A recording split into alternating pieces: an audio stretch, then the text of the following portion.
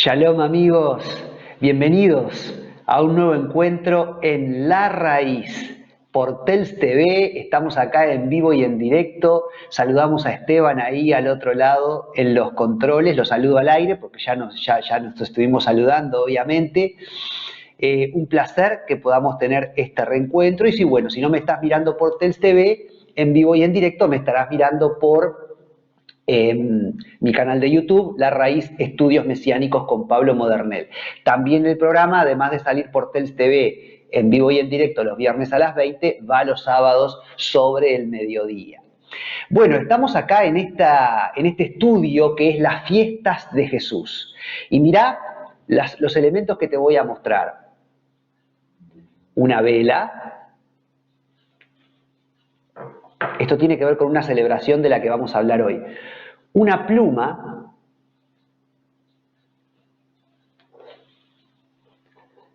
una cuchara de madera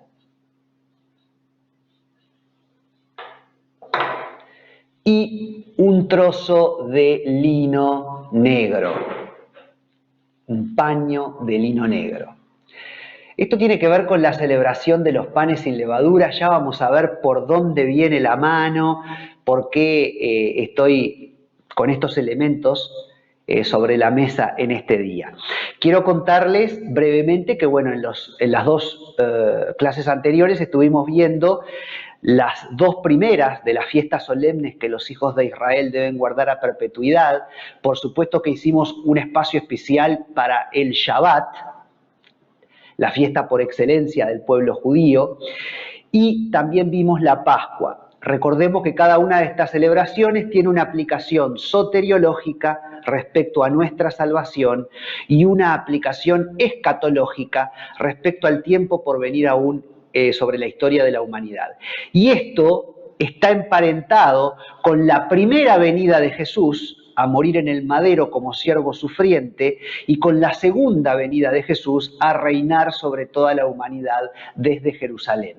En cuanto al Shabbat, la aplicación soteriológica la descubrimos en Números 28 con aquella ofrenda de corderos y pan, tipo de la sangre y el cuerpo del Mesías, que el Señor ordenaba sacrificar en el Shabbat. Y la aplicación escatológica es porque el Shabbat interminable va a ser el momento en el cual Jesús vuelva y establezca sobre el planeta Tierra en su segunda venida, o tras su segunda venida, el reino milenial.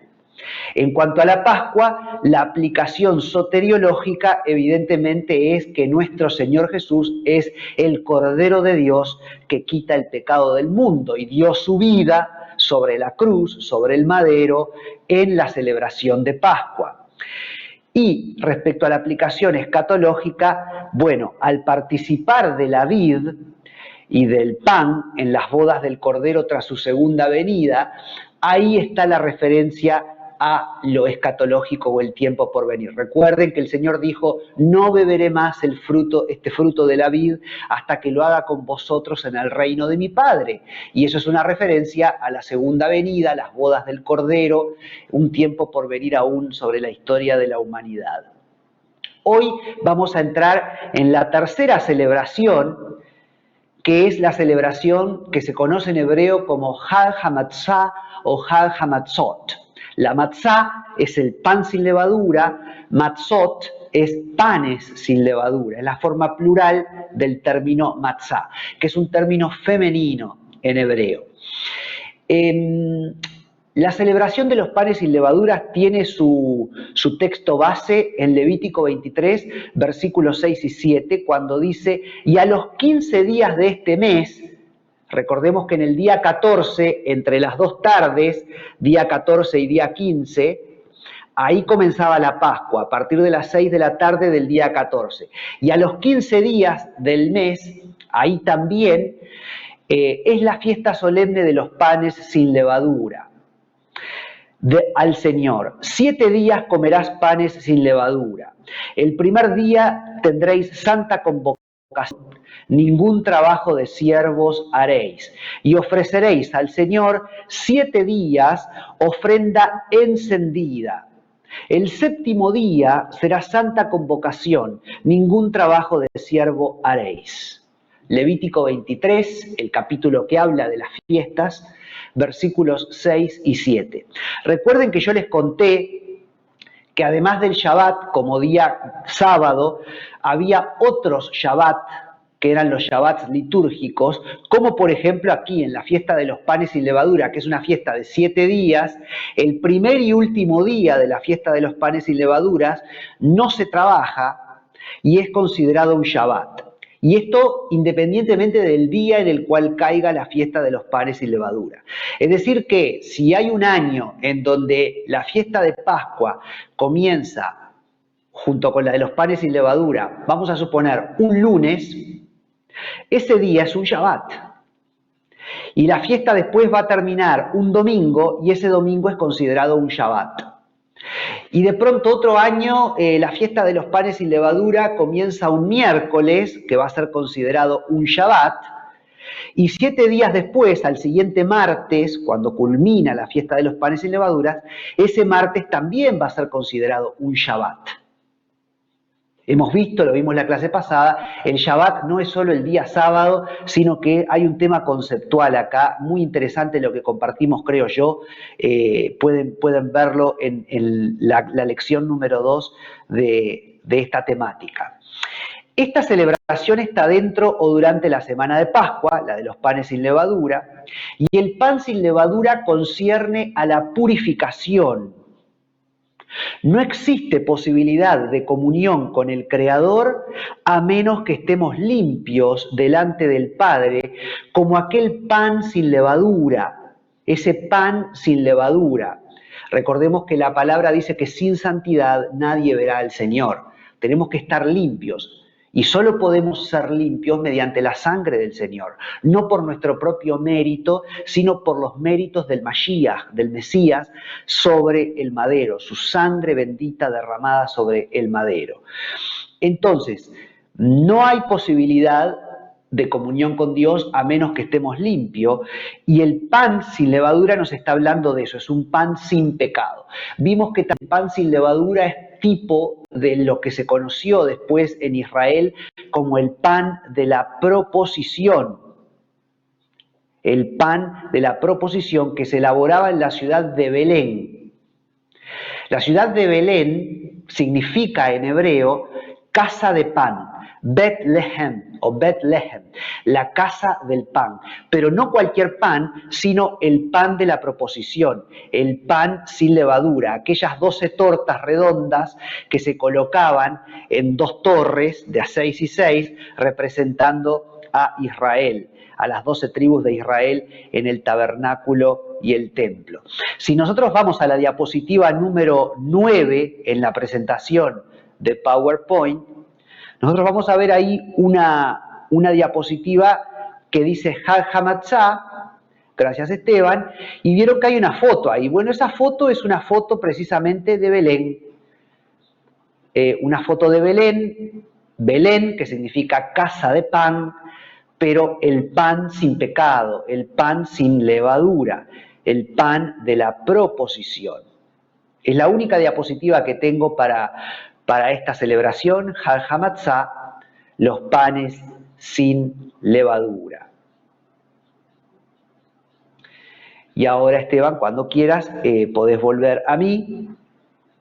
Por eso Jesús nace en Belén de Judea, precisamente, y la profecía lo decía, porque Jesús se cría en Nazaret de Galilea, al norte de Israel, pero él nace en el sur, en Belén de Judea, en el pesebre. En su suká, en su tabernáculo. Él es el pan de vida, el sin pecado. Jesús en todo cumplió con lo que el Mesías tenía que cumplir. Los 12 panes sin levadura, también llamados de la proposición o del rostro, eran colocados en el tabernáculo primero y luego en el templo en representación de las 12 tribus de Israel. Cuando los hijos de Israel pecaron y el reino fue dividido, esto lo vimos en el estudio Israel, su historia, nuestra historia, se hizo necesario en ese momento que el Mesías viniera a unificar a estos 2 pueblos, Ezequiel 37. Ezequiel capítulo 37. Por eso, esos panes de la proposición tipifican la santidad y la pureza del Mesías, el pan de vida que se dio a sí mismo por la humanidad, quien de ambos pueblos que habían pecado, el reino del norte y el reino del sur, hizo uno solo, y el único, Jesús, el único, Yeshua, mediante el cual podemos nosotros ser limpiados. Juan 7, 25 al 58. El Señor viene para hacer de los dos pueblos, judíos y gentiles, metaforizado en cierta forma en Judá el reino del sur y Efraín el reino del norte. Bueno, Él hace de los dos pueblos un solo pueblo, derribando la pared intermedia de separación a través del derramamiento de su sangre, para lo cual Jesús tenía que ser sin pecado. Jesús es el pan sin pecado. Él es la matzá. Él es la celebración de los panes sin levadura. Nosotros estamos viendo que Jesús es el centro de cada una de las celebraciones que los hijos de Israel deben guardar a perpetuidad. Éxodo tiene un detalle muy interesante respecto a esta festividad. Miren lo que dice Éxodo en el capítulo 12, versículos 14 y 15. Y este día os será en memoria, y lo celebraréis como fiesta solemne para el Señor durante vuestras generaciones, por estatuto perpetuo lo celebraréis. 7 días comeréis panes sin levadura, y así el primer día haréis que no haya levadura en vuestras casas, porque cualquiera que comiere leudado desde el primer día hasta el séptimo será cortado de Israel. Esto lo dice Éxodo capítulo 12, a partir del versículo 14. Entonces, de acá el judaísmo toma la tradición de que durante la semana de Pascua, que va ahí enrabada junto con la de los panes sin levadura, las dos celebraciones que vienen juntas, en esa semana los judíos no solo no comen levadura, sino que no puede haber trigo. No puede haber trazos de levadura ni de trigo. Dice acá el pasaje que no haya levadura en vuestras casas. Los judíos aún hoy día quitan toda la levadura de sus casas y en Israel los supermercados cubren con tela todo lo que tenga levadura durante esa semana. Es como si en los supermercados vos entrás y todas las góndolas donde están las galletitas que se elaboran con levadura son cubiertas con paños, como si fueran cubiertas con lino negro o con otro tipo de cubrimiento, de papel, de tela, de lo que fuere, ¿no? Pero bueno, es un tipo de este lino negro que vamos a ver ahora qué aplicación tiene en la celebración de los panes sin levadura. No se puede comprar el pan con levadura durante esta semana en Israel. Y según la tradición, en cada hogar, al limpiar la casa, la mujer debe dejar expresamente 10 trozos pequeños de levadura o 10 migajas, 10 pedacitos de pan hechos con levadura, pan común, esparcidos en algún lugar de la casa. Y entonces esto es para inculcarle a los niños el valor de esta celebración y la existencia de esta celebración de los panes sin levadura. Entonces miren qué lindo. El padre de familia tiene que estar todo a oscuras y el padre de familia toma una vela y junto con la vela sale con los hijos a buscar por toda la casa a ver dónde están aquellos 10 pedacitos de pan con levadura. Y cada vez que encuentran una de esas miguitas, uno de esos pedacitos de pan con levadura, toman una pluma y toman una cuchara de madera. Entonces, como no pueden tocar la levadura porque es tipo del pecado, el padre de familia se ayuda con la pluma para empujar los pedacitos de pan hacia la cuchara de madera y los colocan en la cuchara de madera. Y luego, ese pan, levadura, esos 10 pedacitos de pan que ahora están en la cuchara de madera, son llevados hacia el pedazo de lino negro y son volcados ahí en el lino negro. Eso es de modo tal que nadie toque el pan con levadura, el pecado, y se coloca la cuchara de madera junto al lino negro y esto se lleva a la sinagoga y se quema en una especie de hoguera, digamos. Esto en los círculos ortodoxos, en los círculos más conservadores, ¿no? Del judaísmo. No es que lo hagan en todas las casas, pero en realidad esto lo hacen los más ortodoxos. La idea es que nosotros debemos sacar toda la levadura o el pecado de la casa, que es nuestro cuerpo, diríamos nosotros los cristianos, los mesiánicos, para hacer una aplicación. Hay muchos pasajes, yo hoy voy a estar citando pasajes que no voy a estar leyendo porque son muchos, pero los voy a dejar para que vean la fuente. La Biblia habla en el Nuevo Testamento de la levadura, que es el pecado, y que hay que sacarlo fuera de nuestra casa, que es nuestro cuerpo. Así como los judíos sacan la levadura, los pedacitos de levadura, fuera de su casa, colocándolo en el lino y llevándolo a la sinagoga para quemarlo. Sacan la levadura de la casa. Bueno, nosotros los cristianos tenemos muy en claro esto de que la levadura es pecado y hay que sacarla de nuestro cuerpo. Esto está en 1 Corintios, capítulo 3, versículos 16 y 17. 1 Corintios, capítulo 6, versículos 19 y 20. 2 Corintios, capítulo 6, también, versículos 15 al 18. Ahora, si nosotros vamos a hacer una aplicación, yo veo a un padre de familia judío con sus niños, ultra ortodoxo él, hacer esta celebración en la fiesta de los panes sin levadura, y yo como cristiano, ¿qué puedo ver? Miren qué lindo. Yo puedo ver la luz de Dios, que es la que me ilumina y me muestra dónde está el pecado. La pluma simboliza el Espíritu Santo, el Ruach HaKodesh, que es quien me convence de pecado. Entonces, ese Ruach HaKodesh que me convence de pecado, descubre el pecado en mi vida, las migajitas de pan, ¿y a dónde lleva ese pecado? Lo lleva al madero, a la cuchara de madera, que es un símbolo de la cruz, un símbolo de el madero. El pecado, la levadura, es puesta sobre el madero mediante el Espíritu Santo, que es el que nos convence de pecado y nos da testimonio a nuestro corazón de que tenemos que llevar nuestro pecado, nuestra maldad, nuestras faltas a los pies de la cruz.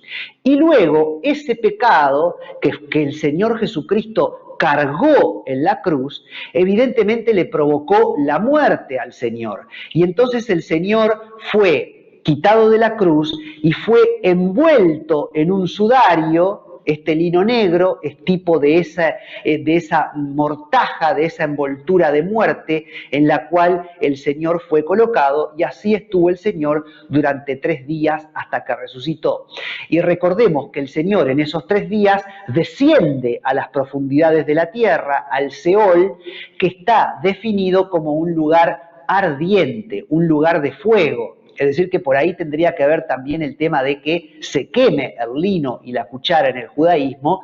Cuando yo veo eso, digo, lo asocio con, bueno, mi Señor Jesucristo descendiendo no al infierno, sino al Seol, en el centro de la tierra, que era un lugar ardiente. Porque a veces, una cosa es el lago de fuego, que eso todavía está en otro lugar y va a ser inaugurado recién por la bestia o el anticristo y el falso profeta, y luego ahí va a ser enviado también el propio Satanás después del milenio. Pero una cosa es el lago de fuego, lo que comúnmente conocemos como el infierno. Otra cosa es el Seol, que está en el centro de la tierra.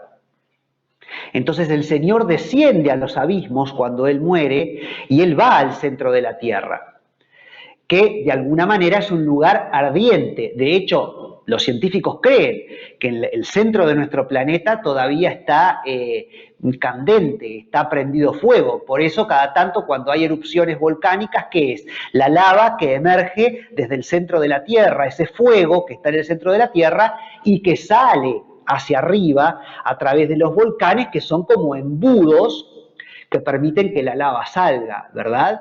Entonces, literalmente, el centro de nuestro planeta todavía es fuego.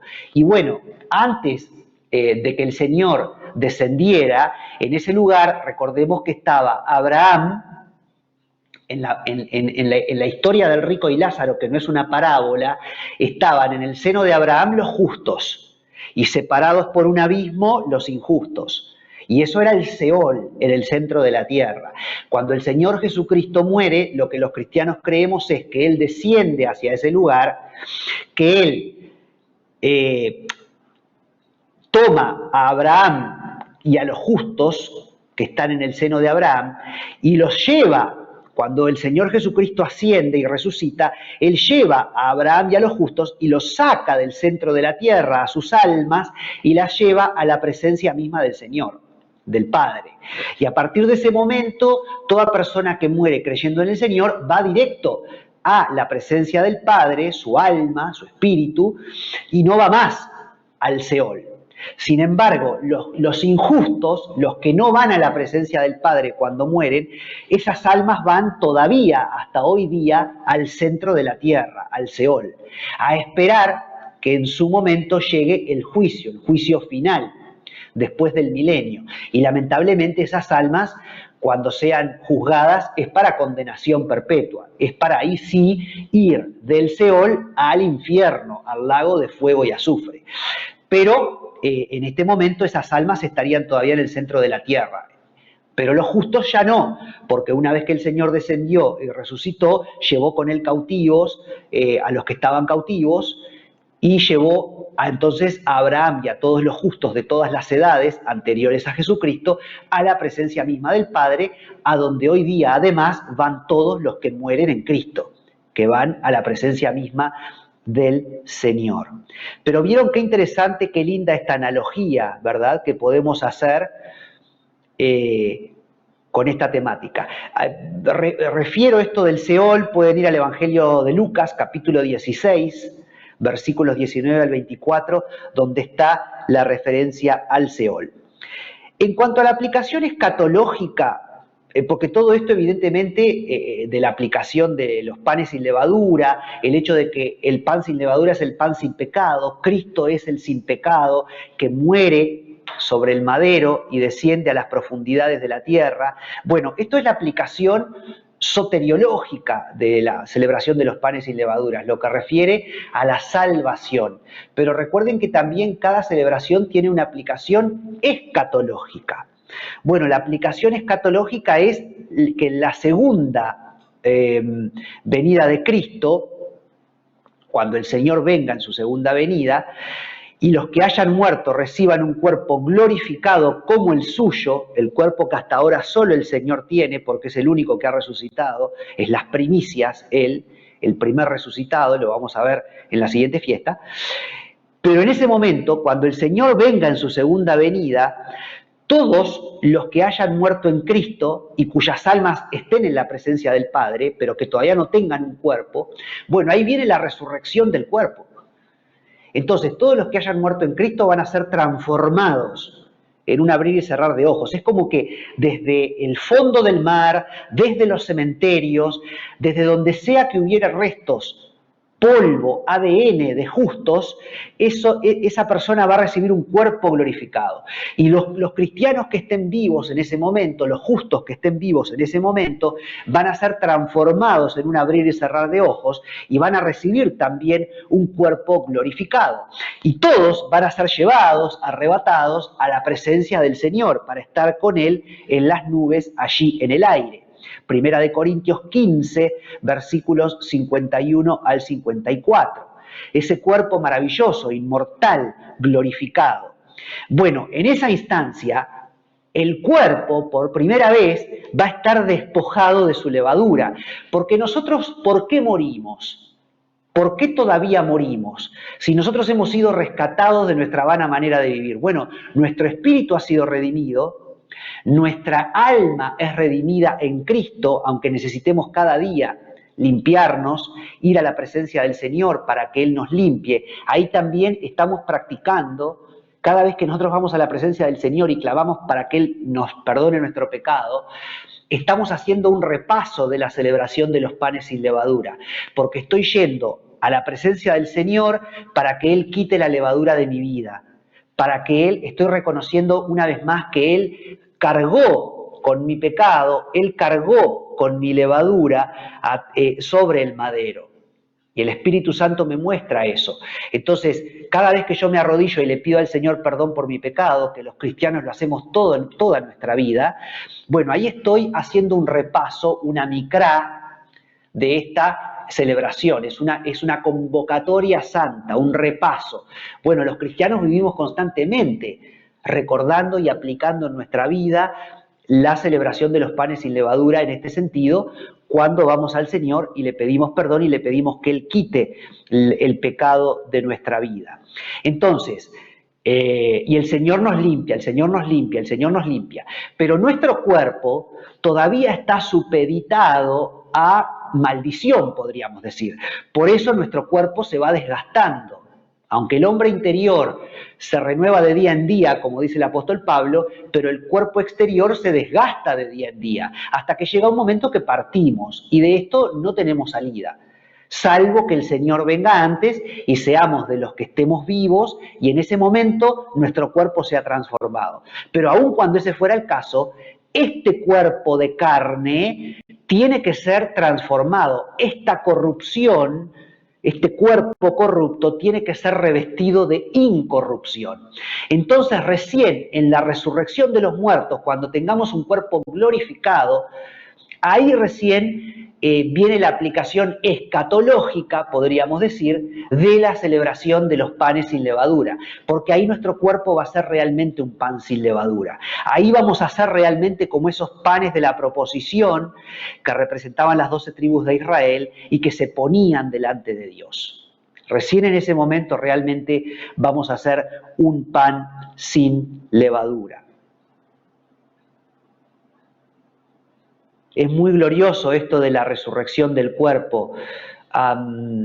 Es muy lindo el pasaje de Pablo en Primera de Corintios, porque Pablo dice, bueno, no se sabe cómo va a ser, pero vamos a resplandecer. Hay un término ahí que Pablo usa, que cuando uno lo analiza en el texto griego, lo que parecería decir es como si fuéramos a ser seres de luz. Va a ser un cuerpo maravilloso. Recuerden que el Señor con su cuerpo glorificado se aparece en medio de los discípulos cuando ellos estaban en un lugar cerrado. Es decir, que es un cuerpo que tiene la potestad de traspasar la materia, diríamos. Pero a su vez es un cuerpo que se puede tocar, porque Jesús le dijo a Tomás, mete tus manos en mi llaga y comprobá que soy yo. Y Tomás metió su dedo en la llaga del Señor, en el cuerpo resucitado del Señor. Es decir, que es un cuerpo que tiene es tangible, no es un cuerpo etéreo, es tangible, pero tiene poderes de alguna manera. Incluso el Señor se le aparece a los discípulos 40 días y después les dice, aguanten hasta que se manifieste el Espíritu Santo, y ahí van a pasar 10 días más, pero 40 días después de la resurrección, el Señor, delante de sus discípulos y María su madre, asciende, y ellos lo ven ascender al cielo y desaparecer. Y un cuerpo como el nuestro, si empieza a ascender al cielo, explota. Sin embargo, el cuerpo de Jesús no explotó, porque es un cuerpo glorificado, es un misterio. Nosotros no podemos entenderlo eso, tenemos que aceptarlo por fe. Como dice mi pastora, Analía, con los misterios uno armoniza. Uno no puede entender un misterio de Dios.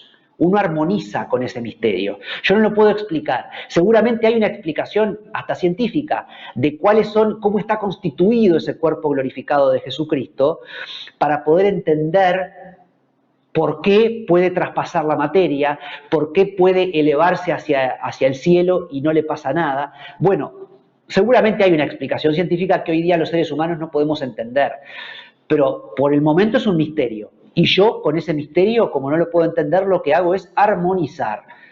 Lo respeto por fe, lo creo y no tengo ningún inconveniente en creerlo, y no estoy loco por creer un misterio de Dios, porque que yo no tenga la forma de explicarlo no quiere decir que ese misterio no sea real.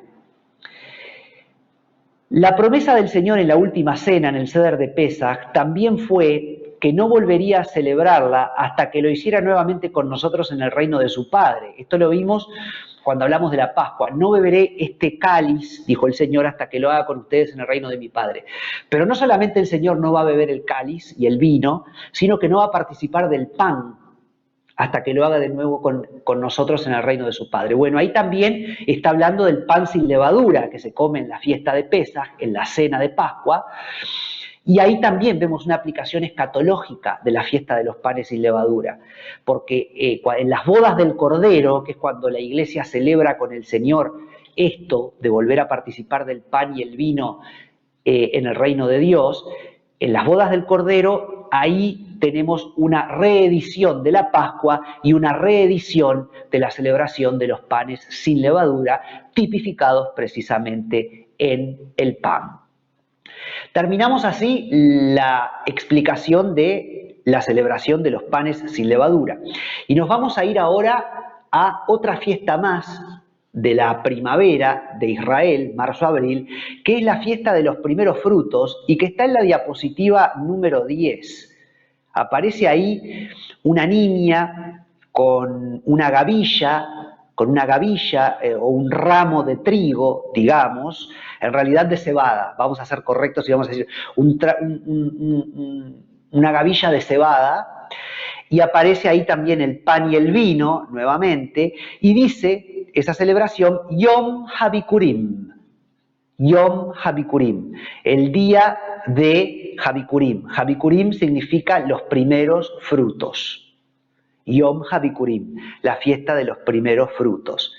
Y si vamos a la siguiente diapositiva, hablando del lago de fuego y azufre que yo mencionaba hoy, bueno, acá hay una foto del lago de fuego y azufre y nosotros vamos a ver por qué la fiesta de los primeros frutos no solamente remite al Mesías, a nuestro Señor Jesús, sino que también remite o nos habla del lago de fuego y azufre, que es el infierno. No es otra cosa sino el infierno. Les voy a leer lo que dice Levítico 23, versículos 9 al 13. Capaz que podés decir, bueno, bien, Esteban. Dice Levítico 23, versículos 9 al 13. Cuando hayáis entrado en la tierra que yo os doy y seguéis su mies, traeréis al sacerdote una gavilla por primicia de los primeros frutos de vuestra siega. Esa gavilla es esa niña que está ahí con una gavilla, con un ramo de cebada, ¿verdad? Y el sacerdote mecerá la gavilla el día siguiente del día de reposo. Y el día que ofrezcáis la gavilla, ofreceréis un cordero de un año sin defecto en holocausto al Señor. Su ofrenda será de harina amasada con aceite y su libación será de vino. Entonces, esta celebración de los primeros frutos es al día siguiente del día de reposo de la Pascua. El día de reposo de la Pascua va a ser un Shabbat y al día siguiente, que es un domingo, es la celebración de los primeros frutos. Y dice que tenías que ir con una gavilla de cebada acompañada por el sacrificio de un cordero, la sangre derramada de un cordero, una ofrenda de pan y vino. Todos los elementos que remiten al Mesías, todos los elementos que remiten al Mesías. El pan, el vino, la sangre del cordero, el cuerpo y la sangre del Señor, es todo esto. Y también vamos a ver que la gavilla de cebada, esta gavilla, este ramo de cereal, también tiene que ver con nuestro Señor. Esta celebración, la de los primeros frutos, y la siguiente, que va a suceder 50 días después, que es la celebración de Pentecostés o Shavuot, y que precisamente remite a la siega o la cosecha del trigo, son las últimas dos celebraciones de lo que se conoce como las celebraciones de la primavera. Pascua, panes sin levadura, primeros frutos y Pentecostés. Pascua, panes sin levadura, primeros frutos y Pentecostés. Las 4 celebraciones de la primavera. Primeros frutos y Pentecostés están estrechamente ligadas, se relacionan con la cosecha de la cebada y la cosecha del trigo. Están ligadas estas celebraciones a la agricultura. La agricultura fue decisiva en el proceso de formación de la civilización hebrea. Cuando un pueblo se asienta en un lugar y trabaja la tierra, su fruto, el fruto de la tierra, lo que se cosecha, mantiene a la ganadería, amén de mantener a las personas, y abre la puerta al comercio. Israel existe porque existe una tierra prometida. El concepto de tierra está en la memoria genética de los judíos. Tal es así que, milagrosamente, después de 20 siglos de diáspora, en 1948 recién, se funda el Estado moderno de Israel. Ellos, recordemos que en el año 70 después de Cristo son expulsados de su tierra por los romanos y casi 20 siglos después los judíos vuelven a su tierra y se forma lo que hoy día conocemos como el Estado moderno de Israel, en mayo de 1948, 14 de mayo de 1948. Tremendo. Para los judíos, la tierra es algo sagrado y no se puede disociar a Israel de la tierra de Israel. Están muy emparentados. Por esta razón, estas festividades agrícolas eran muy alegres y las caracterizaba el regocijo tanto como el sentido de agradecimiento. Yo te agradezco, Dios, porque me trajiste a una tierra que fluye leche y miel. Una tierra que produce frutos, donde puedo sembrar y cosechar la cebada y el trigo. Hay una serie de frutos que son los 7 frutos de Israel. Esto no tenía pensado decirlo, vamos a ver si me acuerdo. Los frutos de Israel son, por supuesto, los olivos, las aceitunas, es tierra de aceitunas, tierra de olivares. Por supuesto que el higo y la vid, como frutos, el higo y la vid. También, por supuesto, es propio de Israel las granadas, otro fruto exquisito y muy rico en vitaminas y minerales, las granadas. Granadas, uva, higos, dije también los olivos, la cebada y el trigo, estos dos cereales, la cebada y el trigo. Y cuando se habla de miel, en realidad se habla de los dátiles. ¿Por qué? Porque los dátiles son muy dulces, es como el equivalente a la miel, podríamos decir. Entonces Israel es tierra de dátiles, tierra de higos, tierra de vid, tierra de granadas, tierra de olivos y tierra de 2 cereales que son la cebada y el trigo. Y la cebada y el trigo están relacionados con primeros frutos y Pentecostés. La cebada era la ofrenda en los primeros frutos, porque era el tiempo de la cosecha de la cebada, y 50 días después, Pentecostés, está relacionada con el trigo, porque era el tiempo de la cosecha del trigo. Entonces, estoy feliz en estas fiestas de la primavera, porque Dios me ha traído a una tierra que produce leche y miel, que produce frutos, que produce cebada y trigo. Entonces estoy agradecido a Dios y estoy muy contento. Tengo comida para comer, estoy feliz. Y hay varios pasajes de los profetas Jeremías, Isaías y Moisés que nos hablan de esta alegría. Miren qué lindo. Jeremías, por ejemplo, dice: temamos ahora a Dios que da lluvia temprana y tardía en su tiempo y nos guarda los tiempos establecidos de la siega. Temamos a este Dios con reverencia porque este Dios es bueno, este Dios nos da la lluvia, que después vamos a ver también el tema de la lluvia tardía y la temprana, que son también un símbolo de la primera y la segunda venida de Cristo, la lluvia tardía y la lluvia temprana, que es la que permite que los frutos crezcan, y nos guarda los tiempos establecidos de la siega. Es decir, Dios permite que a través de estas lluvias, a través de esta tierra prometida en donde suceden estas lluvias, podamos sembrar y podamos cegar y cosechar a su tiempo el fruto de la tierra, en este caso la cebada y el trigo. Entonces, habla de que seamos agradecidos y tengamos alegría por esto. Temamos al Señor, pero digo, un temor reverente, pero no un temor de miedo, sino un temor de ¡wow! ¡Qué Dios que tenemos! ¡Qué feliz que soy porque tengo un Dios que es Padre!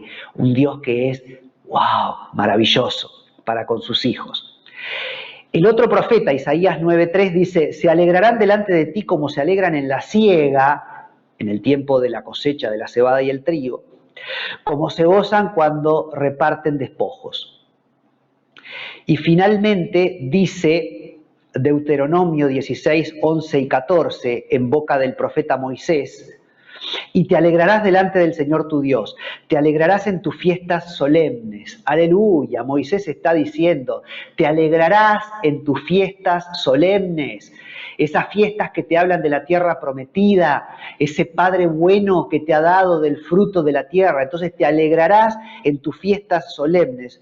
Tú, tu hijo, tu hija, tu siervo, tu sierva y el levita, el extranjero, no solo el judío, el extranjero, el huérfano y la viuda que viven en tus poblaciones. Todos se alegrarán. Deuteronomio 16, 11, 14. Y nosotros entonces, los cristianos, ¿cómo no vamos a vivir una vida alegre?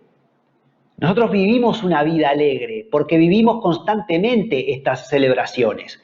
Ahora vamos a ver, los primeros frutos tienen que ver con el primer fruto resucitado, que es nuestro Señor Jesucristo. Jesús resucitó.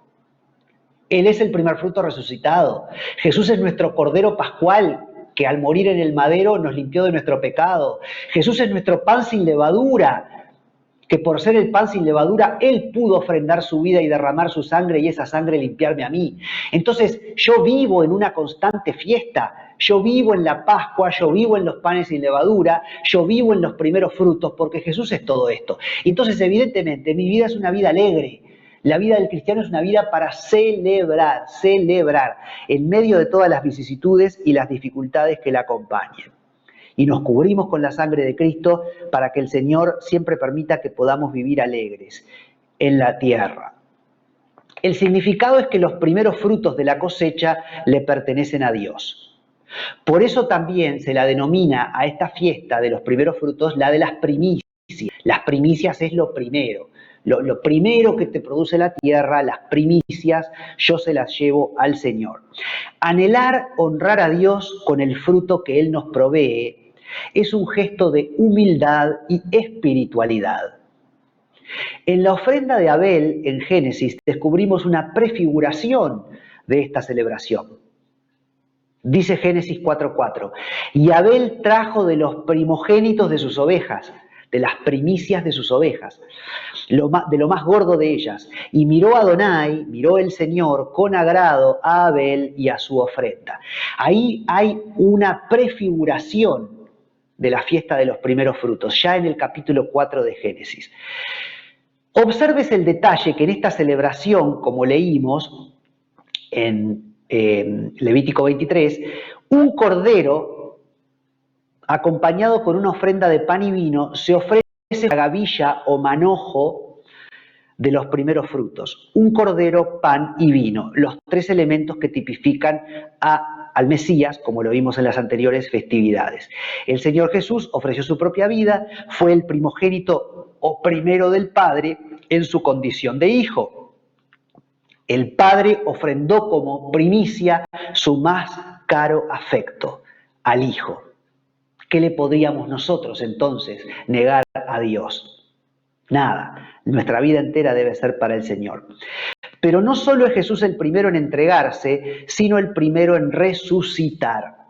Jesús resucita luego de estar en las profundidades de la tierra 3 días y 3 noches, un domingo, un primer día de la semana, al otro día del Shabbat, de la semana de Pascua. Entonces es evidente la analogía entre la fiesta de los primeros frutos y nuestro Señor Jesús. El domingo de gloria, el domingo de resurrección, no es otra cosa sino el domingo de la celebración de los primeros frutos. Y Jesucristo resucita en ese primer día de la semana, luego del Shabbat de Pascua, luego del sábado de Pascua, y Él es el primer fruto resucitado. Y la Iglesia, históricamente, siempre guardó el domingo de gloria, y es un día de gran celebración para la Iglesia. Entonces, que no me vengan a decir a mí que el cristianismo no ha guardado las fiestas solemnes que los hijos de Israel deben guardar a perpetuidad, porque el cristianismo siempre ha guardado también la fiesta de los primeros frutos al guardar el domingo de gloria, al recordar la gloriosa resurrección de nuestro Señor en aquel bendito domingo. Una interpretación es que el Señor muere el viernes y resucita un domingo, es la interpretación clásica. Otro tipo de evidencia escritural apuntaría a que el Señor habría muerto un miércoles, habría permanecido en la tumba todo el jueves, todo el viernes y todo el sábado, y el domingo, en efecto, a primera hora resucitó. Es otra posibilidad. Pero el punto es que siempre, sea cual fuere la interpretación, no hay dudas de que el Señor resucita un domingo, cuando comenzaba la celebración de los primeros frutos o las primicias. Él constituye las primicias de entre los muertos al ser el primer resucitado a eternidad. Como nace el fruto de la tierra y con este fruto se honra al Padre, así el Señor emerge desde la tierra en aquel domingo como fruto primogénito, fresco, espléndido. El grano de trigo ha caído en tierra, muerto, y ahora germina y se multiplica en incontables espigas. Ese fruto resucitado que es nuestro Señor Jesucristo luego se multiplica en los millones y millones de almas de cristianos que lo han aceptado en fe y que por lo tanto viven con Él. Hemos resucitado también con Él. Juan 12:24 hablaba de esto, ¿no? El grano de trigo que tiene que caer en tierra y morir para entonces rendir fruto. El Señor, cuando habla de eso, está hablando de la fiesta de los primeros frutos. Yo soy Yom HaBikurim, yo soy la fiesta de los primeros frutos, yo soy ese fruto, pero para germinar y para poder ofrendar la gavilla de cebada, primero hay que morir. Esa semilla tiene que caer en tierra, tiene que despojarse de aquello que la cubre, tiene que empezar a germinar desde las profundidades de la tierra, desde el Seol, desde lo negro y oscuro, tiene que emerger para luego recién ver la luz. Glorioso el Señor hablándonos de esta festividad indirectamente. Esto tendría que ver todo, evidentemente, con la aplicación soteriológica, lo que refiere a nuestra salvación. Y hay algo maravilloso que en el Evangelio según San Juan, capítulo 20, versículos 5 y 6, cuando habla de la resurrección, ¿se acuerdan que dice el Evangelio de Juan? Dice, y el discípulo que Dios amaba, que es una referencia a él mismo, el discípulo que Dios amaba llegó primero a la tumba y vio, y luego vino Pedro y vio, y luego Juan vio y creyó, ¿verdad? Vio con los ojos de la fe y creyó. Ay, ahora estoy confundido si estoy diciéndolo bien. Pero el punto es el siguiente. Cuando vemos ese pasaje en el griego, en el texto griego, la descripción que aparece, porque dice el apóstol Juan que el sudario estaba a los pies de la tumba donde había yacido Jesús, en la piedra donde había estado el cuerpo de Jesús, allí estaba el sudario. Y hay un término ahí que aparece en el griego que es keimena, como que estaba yaciente eso, pero dicen los eruditos que es como si las vendas y todo aquello que había envuelto al Señor era como un capullo que estaba vacío, abandonado y vacío. ¿Vieron, por ejemplo, el gusano de seda, verdad? Que sale y deja el capullo, queda el capullo y el gusano sale desde adentro. Bueno, aparentemente la resurrección del Señor fue algo muy sobrenatural y muy en ese estilo, ¿no? Es como si el Señor se hubiera salido de los lienzos que lo envolvían, del sudario, de aquel lino negro, ¿verdad? Es como que el Señor emergió de ese lino negro, y el lino negro quedó como un capullo, quedó como envuelto, digamos. También muy parecido a lo que sucede precisamente con una semilla. Cuando vos enterrás una semilla en tierra, en un momento es como que la semilla deja el pellejo a un lado y sale como desde adentro de ese pellejo y empieza a germinar. Miren qué maravilloso cómo la naturaleza nos está mostrando y nos está hablando de la resurrección de nuestro Señor Jesucristo. Bueno, todo esto es lo que refiere a la aplicación soteriológica de la fiesta de los primeros frutos, porque tiene que ver con la salvación de nuestras almas, porque así como Jesús resucitó y es el primer fruto resucitado, nosotros sabemos que un día también vamos a resucitar y vamos a vivir eternamente con Él. Ahora, vamos a ver la aplicación escatológica. ¿Cómo se relaciona esta festividad de los primeros frutos con los tiempos finales? Bueno, cuando Él vuelva, cuando el Señor Jesucristo vuelva en las nubes del cielo, la iglesia redimida, santa y sin mancha que Él viene a buscar, será las primicias de los muchos frutos originados en esa simiente de trigo caída en tierra y renacida. De ahí la imagen de los evangelios y Apocalipsis en cuanto a que los ángeles ciegan el mundo. Entonces aparecerá la señal del Hijo del Hombre en el cielo y entonces lamentarán todas las tribus de la tierra y verán al Hijo del Hombre viniendo sobre las nubes del cielo con poder y gran gloria. Y enviará a sus ángeles con gran voz de trompeta y juntarán a sus escogidos, las espigas de trigo, la iglesia, de los cuatro vientos, desde un extremo del cielo hasta el otro. Mateo 24, 30 y 31. Y Apocalipsis 14 y 15 dice, 14 versículo 15. Apocalipsis capítulo 14 versículo 15. Miré y he aquí una nube blanca y sobre la nube uno sentado semejante al Hijo del Hombre, nuestro Señor Jesucristo, que tenía en la cabeza una corona de oro y en la mano una hoz aguda. Y del templo salió otro ángel clamando a gran voz al que estaba sentado sobre la nube: mete tu hoz y ciega, porque la hora de cegar ha llegado, pues la miel de la tierra está madura. Y el que estaba sentado sobre la nube metió su hoz en la tierra y la tierra fue cegada. Apocalipsis 14, 15. Entonces, cuando el Señor Jesús vuelva, la iglesia de Jesucristo va a ser ese primer fruto resucitado, esas primicias que van a ir con Él. Esa iglesia que está constituida por los que estén vivos en ese momento, que son transformados en un abrir y cerrar de ojos y reciben el cuerpo glorificado, pero un instante antes de eso, o prácticamente que al mismo tiempo, los que hayan muerto en Cristo van a resucitar desde donde estén sus restos, también con un cuerpo glorificado. Bueno, pero ojo, porque esta es la primera, estas son las primicias de lo que va a ser la resurrección, pero no son los únicos. Porque recordemos que también el pueblo judío como nación va a abrir sus ojos y va a reconocer en Jesús al Mesías. Aquello de mirarán a mí al que traspasaron y llorarán como se llora por hijo unigénito, la profecía de Zacarías. Pero los judíos también se van a sumar a la iglesia en esa gloriosa resurrección. Y recordemos que el Señor va a gobernar durante 1000 años con la iglesia y los judíos sobre el planeta Tierra, y después de esos 1000 años, Dios le va a dar la oportunidad a la gente: ¿quieren creer en mí o no?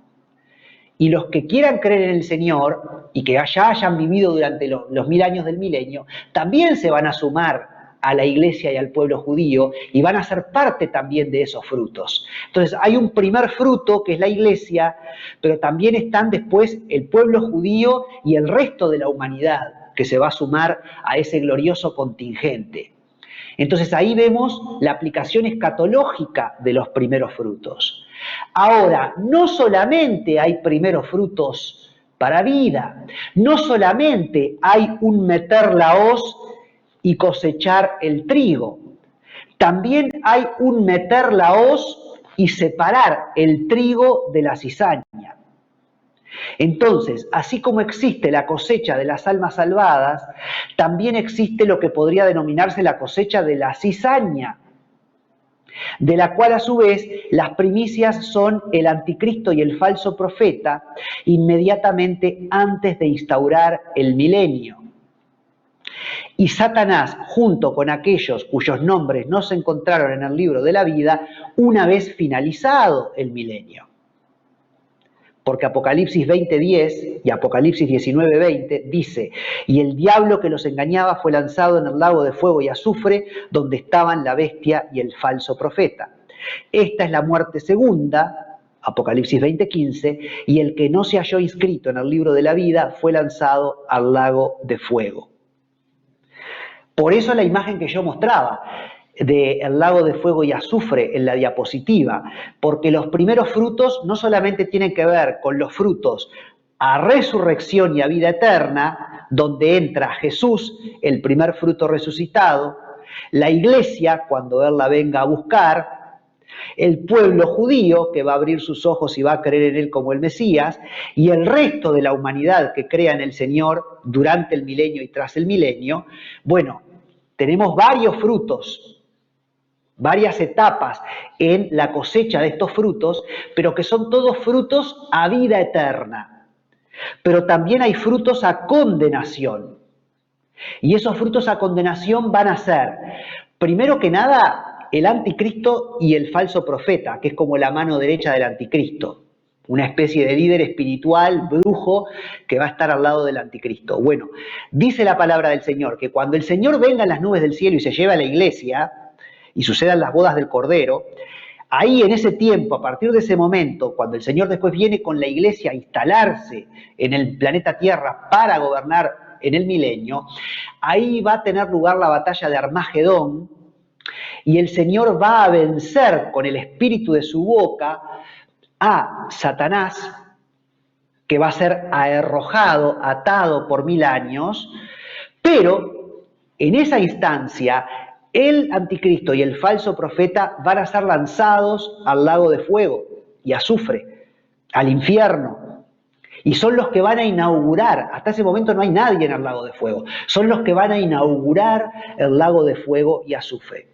Pero también, como leímos en Apocalipsis, dice la palabra en Apocalipsis 20, versículo 10, Apocalipsis 19, versículo 20, Apocalipsis 20, versículo 15, dice la palabra en estos capítulos de Apocalipsis que después del milenio, Satanás va a ser soltado, y tanto Satanás como las personas que se rebelen contra el Señor, porque el Señor con la iglesia y los judíos va a gobernar sobre todo el planeta Tierra, sobre millones de almas durante el milenio. Y al final del milenio el Señor le da la posibilidad a la gente, bueno, a ver, ¿quieren creer en mí después de 1000 años de paz o no? Y como Satanás va a ser soltado, increíblemente va a haber muchas personas que se van a volver contra el Señor. Y ahí sí va a venir la batalla final, que no es la batalla de Armagedón. La batalla de Armagedón es antes de instaurarse el milenio, pero después va a haber otra batalla, que es la batalla final, y ahí es donde Satanás va a ser derrotado, y ahí recién, después del milenio, Satanás va a ser enviado al lago de fuego y azufre. Y después viene el juicio final, en donde todas las personas que se rebelaron contra el Señor después del milenio y se pusieron del lado de Satanás, también van a ser juzgadas y enviadas al lago de fuego y azufre, y ahí también va a venir el juicio sobre todos aquellos que estaban en el Seol, aquellas almas que estaban en el Seol, en el centro de la tierra, y que hasta ese momento no han sido juzgadas, y que no fueron al cielo cuando Jesús resucitó porque no eran justos, y toda esa gente también va a ser juzgada y va a ser enviada al lago de fuego y azufre. Entonces, no solamente los primeros frutos refiere a los frutos de vida, Jesucristo, la iglesia, el pueblo judío y el resto de la humanidad, sino que la celebración de los primeros frutos nos está recordando, nos está hablando de la condenación del anticristo y el falso profeta, Satanás y todos los seres humanos que no han aceptado en fe a nuestro Señor Jesucristo. Miren qué maravilloso todo lo que tiene para nosotros esta celebración de los primeros frutos. Y si será importante entonces que nosotros la repasemos, que hagamos mikra, que no la dejemos de lado, que vivamos constantemente esta celebración. Por eso, yo digo, la iglesia nunca dejó de celebrar esto, porque la iglesia lo tiene re claro.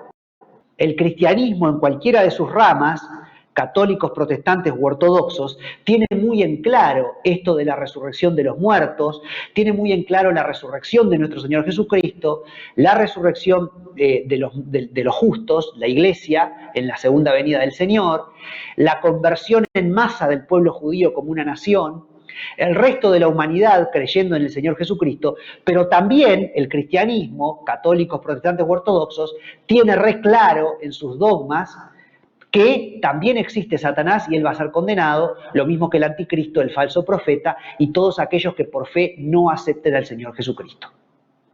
Entonces la Iglesia siempre ha celebrado esta celebración de los primeros frutos. De esta forma concluimos esta cuarta celebración. Ya vimos el Shabbat, vimos la Pascua, vimos los panes sin levadura y vimos los primeros frutos. La semana que viene vamos a estudiar Shavuot, que es interesantísima, Pentecostés, y que es la última celebración de la primavera, y nos quedan todavía las 3 celebraciones del otoño: Año Nuevo, Día del Perdón y Tabernáculos. Pero todo esto será pan para la próxima entrega, el próximo viernes. Los quiero mucho, los despido y bueno, que el Señor esté así acompañándonos con su bendita luz a lo largo de toda esta semana y que el Ruach HaKodesh, el Espíritu Santo representado en esta pluma, siempre en nuestra vida nos ayude a identificar el pecado, a identificar lo que está mal y con eso que está mal no nos amarguemos. Llevemos todo eso al madero, a la cruz, porque el Señor ya pagó el precio cuando fue entregado en la cruz, cuando murió. Y lo glorioso es que Él no quedó en la tumba, sino que Él resucitó. Él es el primer fruto resucitado y nosotros sabemos que por fe un día reinaremos con Él. Será hasta la próxima semana. Shalom.